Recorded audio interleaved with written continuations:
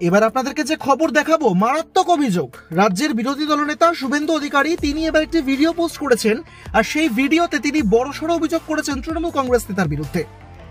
সোমবার দুপুর 2:30 থেকে দুপুর 3টের মধ্যে এই ঘটনা ঘটেছে।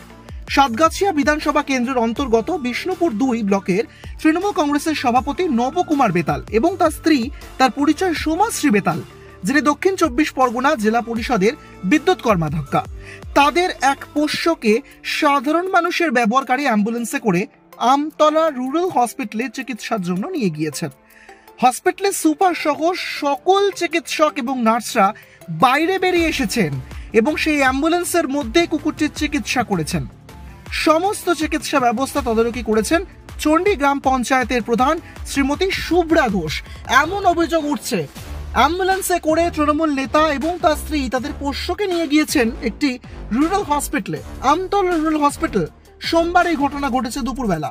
আর সেখানে শুধু এখানেই শেষ নয়, তার চিকিৎসার জন্য, যেটা সম্পূর্ণভাবে কিন্তু বেআইনি, সাধারণ মানুষের একটি ব্যবহারকারী অ্যাম্বুলেন্স, সেই অ্যাম্বুলেন্সে করে তাদের পোষ্যকে নিয়ে যাওয়া হয়েছে এবং তার চিকিৎসা করতে গোটা হাসপাতালের নার্স এবং চিকিৎসকেরা রাস্তায় বেরিয়ে এসেছেন।